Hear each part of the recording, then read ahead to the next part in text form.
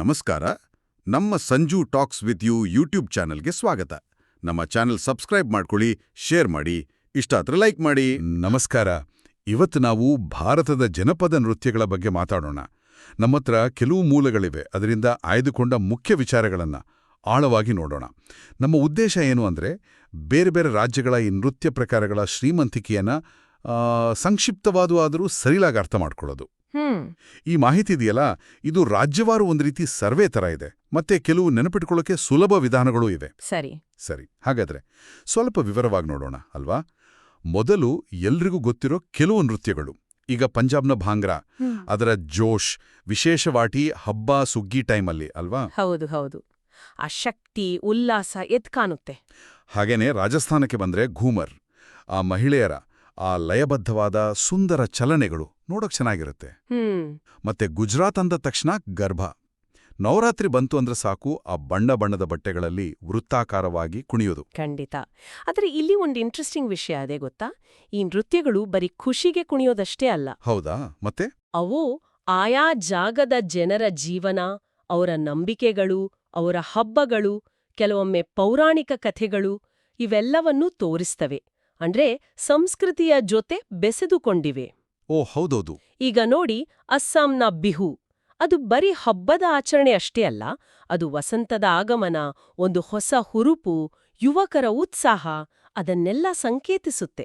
ಆ ಚಲನೆಗಳಲ್ಲೇ ಒಂದು ಫ್ರೆಶ್ನೆಸ್ ಇರುತ್ತೆ ಅಲ್ವಾ. ಹೌದು. ಅದೇ ರೀತಿ ಪಶ್ಚಿಮ ಬಂಗಾಳದ ಛೌ ನೃತ್ಯ, ಅದು ಮುಖವಾಡ ಹಾಕೊಂಡ್ ಮಾಡೋದಲ್ವಾ. ಖಂಡಿತ. ಛೌ ನೃತ್ಯಕ್ಕೆ ಬಹುಶಃ ಬುಡಕಟ್ಟು ಸಮರಕಲೆಗಳ ಹಿನ್ನೆಲೆ ಇದೆ ಅಂತ ಹೇಳ್ತಾರೆ.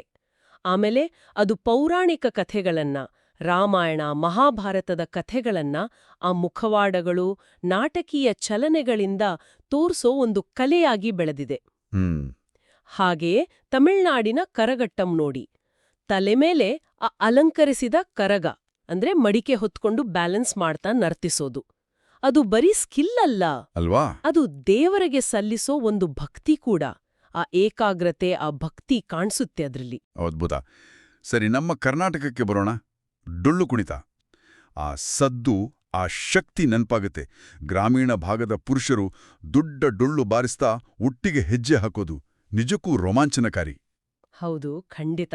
ಆ ಡೊಳ್ಳಿನ ಶಬ್ದಕ್ಕೆ ಒಂದು ಪವರ್ ಇದೆ. ಮತ್ತೆ ಡೊಳ್ಳು ಕುಣಿತಕ್ಕೆ ವೀರಶೈವ ಸಂಪ್ರದಾಯದ ನಂಟು ಇದೆ. ಅದು ಬರೀ ನೃತ್ಯ ಅಲ್ಲ, ಒಂದು ಧಾರ್ಮಿಕ ಆಚರಣೆಯ ಭಾಗ ಕೂಡ ಹೌದು. ಓ ಹಾಗೆ. ಇನ್ನು ಯಕ್ಷಗಾನದ ವಿಷಯಕ್ಕೆ ಬಂದ್ರೆ, ಅದನ್ನ ಬರೀ ನೃತ್ಯ ಅಂತ ಕರೆಯೋದು ಸರಿ ಹೋಗಲ್ಲ. ಹೌದಾ? ಏಕೆ ಹಾಗೆ? ಅದರ ವಿಶೇಷತೆ ಏನು? ಯಾಕಂದ್ರೆ ಯಕ್ಷಗಾನ ಅನ್ನೋದು ಒಂದು ಸಂಪೂರ್ಣ ಕಲೆ. ಅದು ದೊಡ್ಡ ಚಿತ್ರಣದಲ್ಲಿ ನೋಡಿದ್ರೆ ಅದರಲ್ಲಿ ವೇಷಭೂಷಣ, ಮುಖವರ್ಣಿಕೆ, ಸಂಗೀತ, ಹಾಡುಗಾರಿಕೆ, ಸಂಭಾಷಣೆ ಮತ್ತೆ ನೃತ್ಯ ಇವೆಲ್ಲ ಸೇರಿ ಪೌರಾಣಿಕ ಕಥೆಗಳಿಗೆ ಜೀವ ಕೊಡುತ್ತೆ. ಅಂದ್ರೆ ಇದೊಂದು ಥಿಯೇಟರ್ ಇದ್ದಾಗೆ.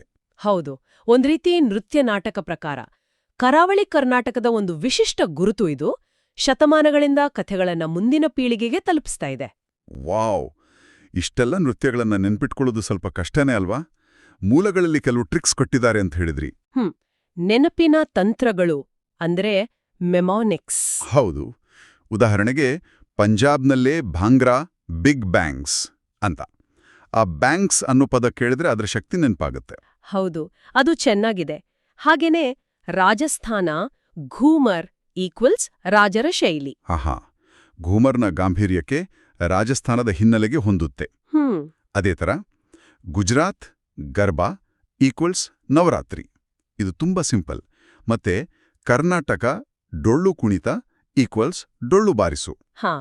ಇದು ನೇರವಾಗಿದೆ. ಈ ತರ ಸಣ್ಣ ಸಣ್ಣ ಕನೆಕ್ಷನ್ಗಳು ಸಹಾಯ ಮಾಡುತ್ತವೆ. ಹೌದು, ಆದ್ರೆ ಇವು ಕೇವಲ ಉದಾಹರಣೆಗಳು ಅಷ್ಟೇ. ಭಾರತದಲ್ಲಿ ಇನ್ನೂ ಎಷ್ಟೊಂದು ನೃತ್ಯ ಪ್ರಕಾರಗಳಿವೆ. ಈಗ ಕೇರಳದ ತೇಯ್ಯಂ ನೋಡಿ. ಓಹೋ, ತೆಯ್ಯಂ. ಅದರ ವೇಷಭೂಷಣಗಳೇ ಭಯಂಕರವಾಗಿರುತ್ತವಲ್ಲ. ಹೌದು, ಅದು ಬರೀ ನೃತ್ಯ ಅಲ್ಲ, ಅದೊಂದು ಅನುಷ್ಠಾನ ಕಲೆ. ದೈವಗಳನ್ನೇ ಆವಾಹನಿಸ್ಕೊಂಡ ಹಾಗೆ ನೃತ್ಯಕರು ಅಭಿನಯಿಸ್ತಾರೆ. ಅಲ್ಲಿ ಭಕ್ತಿ, ಭಯ, ವಿಸ್ಮಯ ಎಲ್ಲವೂ ಒಟ್ಟಿಗಿರುತ್ತೆ. ಇನ್ನು ಮಧ್ಯಪ್ರದೇಶದ ಮಟ್ಕಿ ನೃತ್ಯ. ಮಹಿಳೆಯರು ತಲೆ ಮೇಲೆ ಮಡಿಕೆಗಳನ್ನ ಒಂದರ ಮೇಲೊಂದು ಇಟ್ಕೊಂಡು ಆ ಬ್ಯಾಲೆನ್ಸ್ ಕಾಯ್ದುಕೊಂಡು ಕುಣಿಯೋದು. ಅದು ಅವರ ದಿನನಿತ್ಯದ ಜೀವನದ ಕೌಶಲ್ಯ ಮತ್ತೆ ಸಂಭ್ರಮ ಎರಡನ್ನೂ ತೋರಿಸುತ್ತೆ ಅನ್ಸುತ್ತೆ. ಖಂಡಿತವಾಗಿ. ಪ್ರತಿಯೊಂದು ನೃತ್ಯಕ್ಕೂ ಅದರದೇ ಆದ ಒಂದು ಕಥೆ, ಒಂದು ಸಂದರ್ಭ ಇದ್ದೇ ಇರುತ್ತೆ. ಹಾಗಾದ್ರೆ ಒಟ್ಟಾರೆಯಾಗಿ ಏನು ಹೇಳ್ಬೋದು?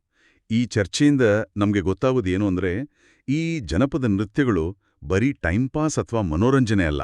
ಖಂಡಿತ ಅಲ್ಲ.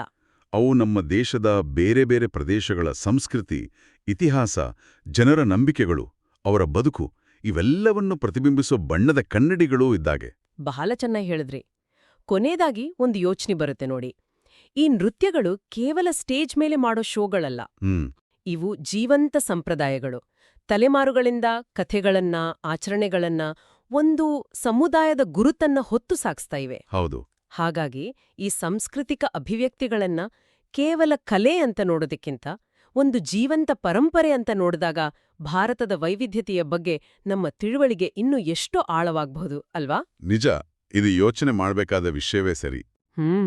ಇವತ್ತಿನ ನಮ್ಮ ಈ ಮಾತುಕತೆ ನಮಗೆ ಸಿಕ್ಕಿದ ಮೂಲಗಳಲ್ಲಿನ ಆ ರಾಜ್ಯವಾರು ಸಮೀಕ್ಷೆ ಮತ್ತೆ ಇತರ ವಿವರಗಳಿಂದ ಆಯ್ದುಕೊಂಡ ಮುಖ್ಯ ಅಂಶಗಳ ಮೇಲೆ ಆಧಾರಿತವಾಗಿತ್ತು.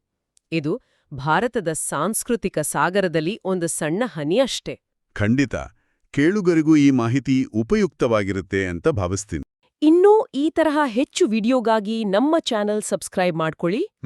ಹಾಗೆ ನಿಮ್ಮ ಅನಿಸಿಕೆನ ಕೆಳಗಡೆ ಕಮೆಂಟ್ ಮಾಡಿ. ಹೌದು. ಸಿಗೋಣ ಮುಂದಿನ ವಿಡಿಯೋದಲ್ಲಿ. ನಮಸ್ಕಾರ.